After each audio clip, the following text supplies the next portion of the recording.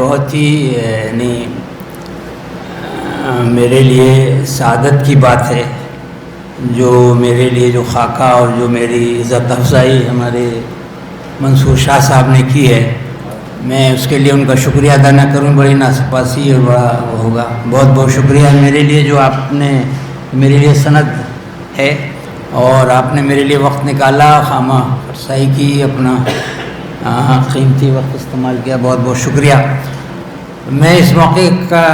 یہ استعمال کرنا چاہوں گا کہ ہمارے جو یہ بزم یاران سخن ہے، بے حد مخلص حضرات اس میں یکجا ہیں، جو آج کے دور میں کم ہوتا ہے۔ ایک گروہ آپس میں ایک مقصد کے لیے جمع ہو اور وہ اس پہ بہت ہی مخلصانہ طریقے سے لگا رہے۔ میں ان کی بے حد دل و جان سے قدر کرتا ہوں، اور جو محبتیں اور جو عزت انہوں نے مجھے دی ہے اس پورے عرصے میں، میرے لیے وہ ایک سرمایہ ہے اور مجھے ہمیشہ وہ یاد رہے گا۔ میں ان کے لیے ہمیشہ دعا گو رہوں گا، اور میں چاہوں گا کہ یہ اسی طرح سے ادب کی خدمات جاری رکھیں۔ میں نے کچھ کوشش کی، میرے لیے نثر لکھنا بڑا مشکل کام ہے، شعر لکھنا مجھے آسان لگتا ہے، نثر لکھنا مجھے ہمیشہ بہت مشکل لگا، خاص طور پہ جب بات آئے ان کے سامنے ہمارے منصور شاہ صاحب کے بعد کچھ نثر پڑھیں۔ تھوڑا سا میں نے کچھ بزم یاران سخن کے سلسلے میں کچھ لائنیں ہیں وہ میں پڑھنا چاہوں گا کہ بزم یاران سخن ایک ایسی بزم ہے جہاں فکر و فن کی باوقار ضیا باریاں ہوتی ہیں۔ بزم یاران سخن ایک ایسی بزم ہے جہاں فکر و فن کی باوقار ضیا باریاں ہوتی ہیں، جہاں اردو شعر و ادب کی متانت بھی ہے اور ترنم بھی، جہاں غزل اپنے بھرپور جمال اور تغزل کے ساتھ جلوہ افروز ہوتی ہے، جہاں غزل اپنے بھرپور جمال اور تغزل کے ساتھ جلوہ افروز ہوتی ہے، جہاں غزل کا جمال متین باحیا کم آمیز بھی ہے، شگفتہ و مسعود بھی،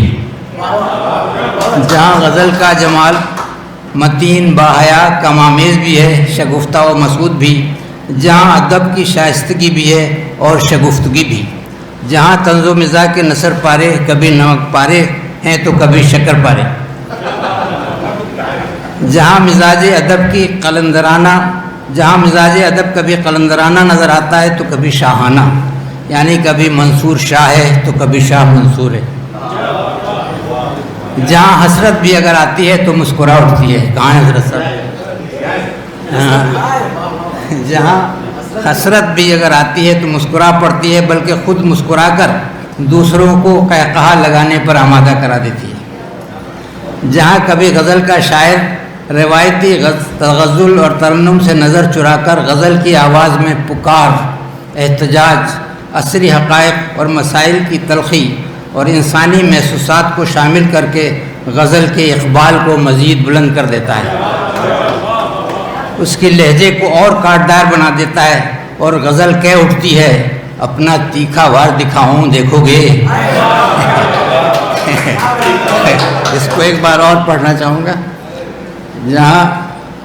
جہاں کبھی غزل کا شاعر روایتی تغزل اور ترنم سے نظر چرا کر غزل کی آواز میں پکار، احتجاج، عصری حقائق اور مسائل کی تلخی اور انسانی محسوسات کو شامل کر کے غزل کے اقبال کو مزید بلند کر دیتا ہے، اس کے لہجے کو کاٹدار بنا دیتا ہے، اور غزل کہہ اٹھتی ہے اپنا تیکھا وار دکھاؤں دیکھو گے۔ بزم یاران سخن ایک ایسی ادبی تنظیم ہے جہاں تازہ واردان بساط شعر و ادب۔